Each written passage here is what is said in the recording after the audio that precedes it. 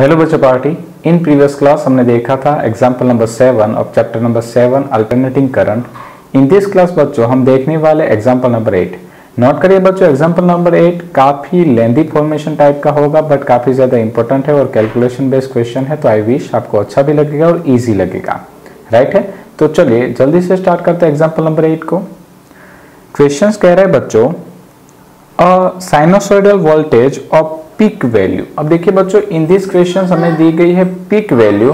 तो जब भी हमें पीक वैल्यू दी जाती है, पीक यानी कि मैक्सिमम वैल्यू, राइट है बच्चों। और हमने प्रीवियस क्वेश्चंस में इसको अच्छे से समझा हुआ है कि जब भी हमें कोई सप्लाई वैल्यू दी जाती है तो वो आरएमएस वैल्यू होती है, और जब हमें बोला जाए particularly peak value, it means कि वो मैक्सिमम वैल्यू होगी।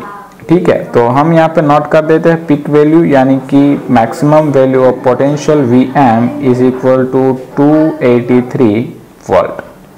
करेक्ट।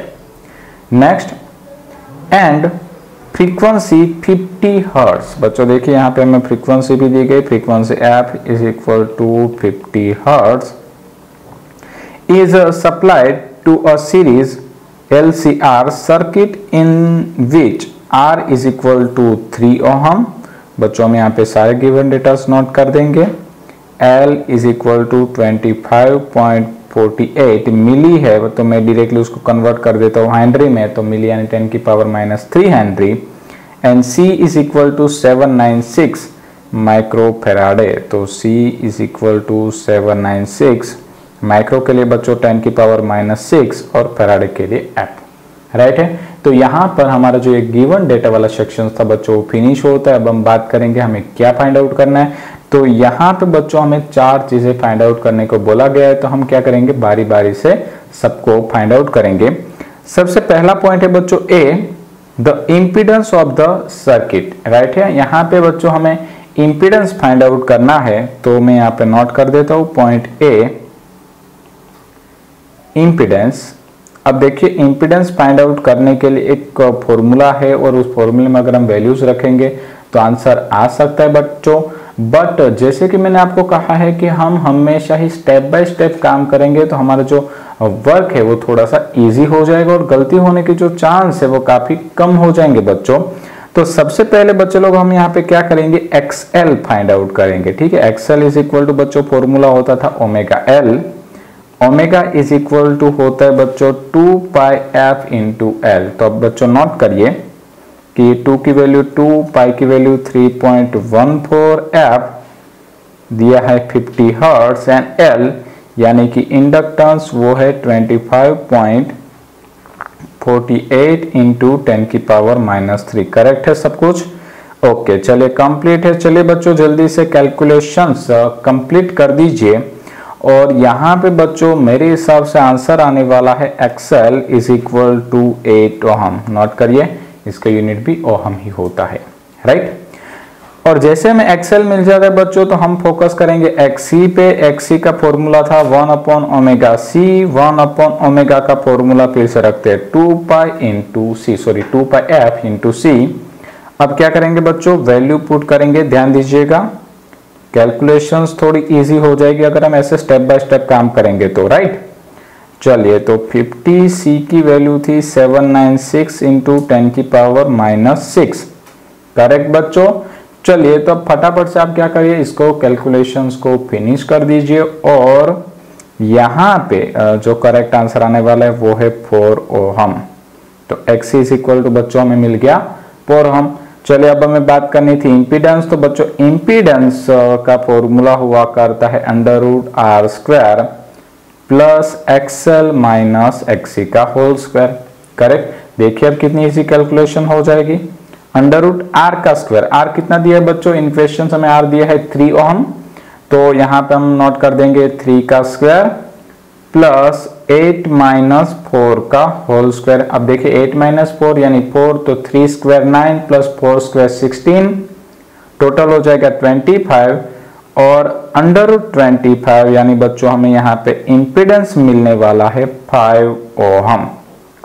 करेक्ट, और इसी के साथ हमारा जो इंपीडेंस वाला क्वेश्चन है वो फिनिश होता है।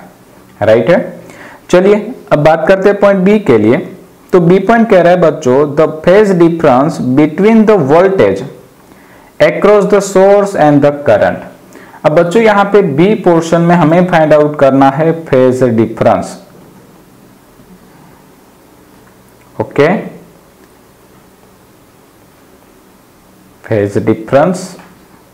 चले बच्चों फेज डिफरेंस कैसे फाइंड आउट करेंगे? तो फेज डिफरेंस का एक सिंपल सा फॉर्मूला था बच्चों। फेज डिफरेंस हमें मिलेगा tan फाई से। अब देखिए आपको याद होगा tan फाई का फॉर्मूला था XL minus XC upon R, right है। tan phi is equal to XL minus XC upon R।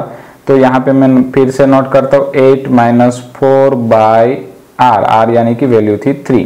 तो देखा बच्चों हमने इनिशियली जब XL और XC की वैल्यू फाइंड आउट कर ली थी तो हमें काफी ज्यादा बेनिफिट्स होता है, नहीं तो यहाँ पे फिर से हमें उस वैल्यू को पुट करना होता, काफी लेंथी कैलकुलेशंस हो जाती। तो यहाँ पे बच्चों आंसर आएगा मेरे हिसाब से 4/3, और अगर हम कैलकुलेटर में 4/3 करते हैं तो यहाँ पे आंसर आ जाएगा 1.33। बट नोट करिए ये आंसर किसका है? tan फाई का। तो अगर मुझे फेज चाहिए फाई तो मुझे यहाँ पे लेना पड़ेगा tan इनवर्स 1.33।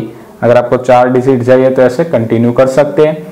और यहाँ पे बच्चों अब हमें जरूरत पड़ने वाली है लॉग टेबल की, ठीक है। तो लॉग टेबल में हमें नेचुरल टेंजेंट में जाना है और वहां पे हमें 1.3333 को फाइंड आउट करना है, और जहां पे हमें 1.3333 मिलता है वो एंगल होगा बच्चों 53 डिग्री 8 मिनट। तो इसी के साथ हमारा जो फेज है in between potential and current वो आ रहा है 53 डिग्री 8 मिनट का, राइट। चलिए अब बात करेंगे पॉइंट सी के लिए, बट पॉइंट सी के लिए बच्चों मुझे नेक्स्ट स्क्रीन की जरूरत पड़ेगी, ठीक है। तो यहाँ पे अब आपको थोड़ा सा कोऑपरेट करना होगा मुझे, या तो आप स्क्रीन को पॉज करके ये जो डेटा है वो लिख लीजिए, या तो फिर आपके पास दूसरा ऑप्शन हो सकता है कि आप स्क्रीन को पॉज करके लिख सकते हो, या तो स्क्रीनशॉट कर लीजिए, ठीक है। 2 ऑप्शंस मैंने दे दिए। चलिए अब मुझे ये स्क्रीन रिमूव करनी पड़ेगी। Okay correct. चलिए अब देखिए बच्चों हमारा सी पॉइंट क्या था? सी पॉइंट था the power dissipated in the circuit, यानी कि बच्चों हमें यहाँ पे पावर फाइंड आउट करना था। अब पावर का बच्चों फॉर्मूला था power P is equal to IRMS का स्क्वायर इंटू R, करेक्ट। अब IRMS इज इक्वल टू क्या होता है बच्चों? VRMS by Z। तो हम यहाँ पे नोट कर देंगे VRMS का स्क्वायर अपॉन मोड Z का square into R। But note करिए बच्चों इन क्वेश्चन हमें वोल्टेज की पिक वैल्यू दी गई थी 283, यानी कि VRMS नहीं दिया था। तो हमें यहाँ पे VRMS का फॉर्मूला रखना पड़ेगा Vm बाई √2। तो मैं यहाँ पे नोट कर देता हूँ Vm स्क्वायर डिवाइड बाय √2 का स्क्वायर। तो √2 का स्क्वायर करेंगे बच्चों तो आ जाएगा 2 मोड Z का square into R। Value put करते हैं तो Vm की वैल्यू थी 283 जिसका स्क्वायर इंटू R दिया था 3 डिवाइड बाय 2, और आपको याद होगा बच्चों हमें इम्पीडेंस मिला था यहाँ पे 5, तो मैं यहाँ पे नोट कर देता हूँ 5 का स्क्वायर, राइट है। काफी इजी कैलकुलेशन है। तो चलिए बच्चे लोग जल्दी से इस कैलकुलेशंस को फिनिश कर दीजिए, और यहाँ पे बच्चों आंसर आ जाएगा आपका 4805 वाट, राइट। तो ये आ गया हमारा डिसिपेटेड पावर, और पावर मुझे मिल रहा है 4805 वाट। और अब हम बात करेंगे बच्चों पॉइंट डी के लिए। तो पॉइंट डी था पावर फैक्टर। अब देखिए बच्चों पावर फैक्टर फाइंड आउट करने के काफी सारे तरीके हो सकते हैं, राइट है। बट मैं यहाँ पे जो पावर फैक्टर के लिए फॉर्मूला यूज करने वाला हूँ वो सबसे इजी होगा, ठीक है। मुझे काफी पसंद है इसलिए मैं ये यूज करने वाला हूँ। पावर फैक्टर का फॉर्मूला होता है cos pi is equal to R by mod Z, correct. R by mod Z, R यानी रेजिस्टेंस, 3 मॉड Z यानी कि इंपीडेंस बच्चों में मिला था 5, तो आप क्या कर दीजिए भाई 3/5 कर दीजिए। तो यहाँ पे बच्चों power factor cos phi is equal to मुझे मिलेगा 0.6, राइट है। अब देखिए काफी बच्चे जो है यहाँ पे गलती करते हैं। cos फाई अगर आपने फाइंड आउट कर लिया तो नोट करिए कि cos फाई पूरे का पूरा ही पावर फैक्टर है, फिर आपको यहाँ पे फिर फाई को आइडेंटिफाई करने की जरूरत नहीं होती है। नोट करिए पावर फैक्टर यानी cos पाई पूरा फॉर्मूला, ठीक है। तो यहाँ पे फिर आप 0.6 का कोसाइन वैल्यू निकालने मत जाइएगा, राइट है। और इसी के साथ बच्चों ये क्वेश्चन यहाँ पे फिनिश होता है। इन नेक्स्ट क्लास बच्चा पार्टी हम मिलेंगे एग्जाम्पल नंबर 9 के साथ। Thank you.